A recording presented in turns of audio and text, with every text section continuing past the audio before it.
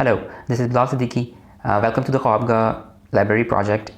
Today we are going to be discussing the chapter 1 of Great Expectations by Charles Dickens. So as an introduction of myself and my book experience, I'm a 24-year-old and I'm just starting this book. I am not really experienced in terms of classics in English literature, and I have not read many books other than a very few of the classics. So I'm not an experienced person when it comes to classics. So this is going to be my first book of Charles Dickens, and it's not going to be a comprehensive type of review that we are doing. It's more like a chapter-like discussion where you can participate and you can watch the videos as they go on as you read the book. So this is going to be chapter-wise. So that's going to be a brief introduction about my reading history, and as for my profession, I am running Khuaabgaah, the reading club, which is probably where you're watching this video right now. So please subscribe to the channel to have updates about new chapter discussions of different books. This is going to be Great Expectations. So starting off in the chapter 1, when you start off this reading this chapter, there's an introduction. So I'm reviewing the Penguin Classics book. So I don't know which one you are reviewing, so probably the book that was not published by the Penguin Classics, it does not have introduction as reported by my different friends. So, but my book had an introduction. So, but I did skip that introduction because the person I was reading with, they didn't have an introduction. So, but that introduction does say that it explicitly will clear out some of the points that many readers might have. So there's that. Coming to the chapter 1. So chapter 1 starts with an introduction of the protagonist, that the person or the child is, the age is not told, so you don't know the age, right? So whenever I'm reading a type of book where there is a child protagonist, it's always necessary to know their age, as per my opinion, because if you do not have a good estimation of the age that you are dealing with, you cannot really fathom how they are going to develop that character, or how they are going to be telling the descriptions of different things. Because as I have read in like chapter 1, there's a lot of description going on, and it's really necessary to understand the age of the person telling the story, because otherwise you would not be able to relate to them. Because if the child is like 15-year-old, it would be quite different from when a child is like 80 years old.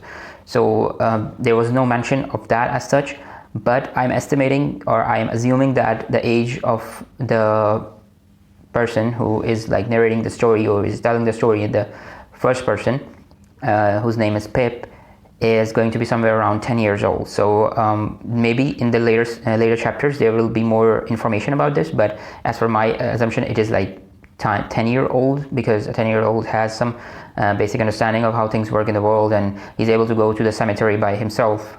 So I am assuming that he's of that age, but I don't know of that era where this book is written about, and to what type of conditions those circumstances, those times had.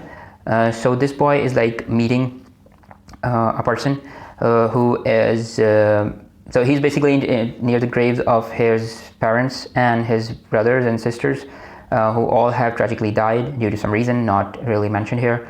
And the type of expression that the author is using is really amazing, because I can relate this to To Kill a Mockingbird, because that is also another classic, English classic, and there's somewhat relation between this and that, because there's a lot of usage of nicknames. Because in modern fiction you don't find many books which does like entertain a lot of nicknames, but this book does.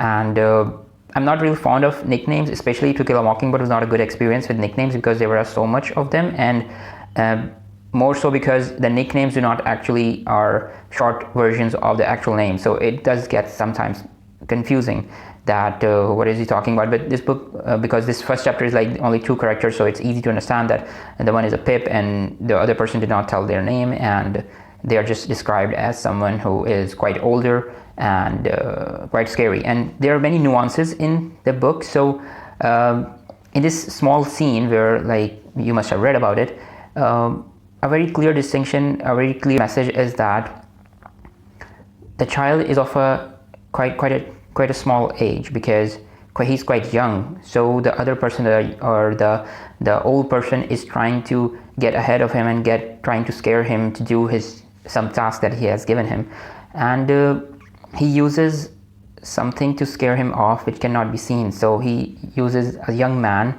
who is quite furious and who is described as aggressive and who is described as someone he has to stop to not hurt the boy. And that's very interesting, because as a child you cannot really understand, or you cannot really fathom what type of danger is there when it cannot be seen. Because I personally think that there is no young man as such right now, but he was only using it as a scare mechanism for the boy, because the boy can think that I can outrun this old guy and I can like just go away with not fulfilling his wishes. But because mentioning a young man is like, young man is that symbol of strength and the symbol of agility. So I think that's really interesting of the author to use these small types of nuances and to depict that type of thing. Maybe that's why it's a classic, because it's still relevant today, because you can scare people with things they cannot see, and that's quite like true in the current circumstances even in which we are living right now in 2020. So I think that was about it. That my I think many people might have different views of the first chapter. I personally think that it has a lot of descriptions, and those who like descriptions would really like this book, but those who don't like descriptions that much won't really appreciate. So I am one of those who don't really appreciate a lot of descriptions about the scenes, but really what I enjoy are dialogues, because the dialogues really tell a lot about how the characters are and what are the circumstances in which they have grown up. So this was my small discussion with you guys about what chapter 1 is about of Great Expectations.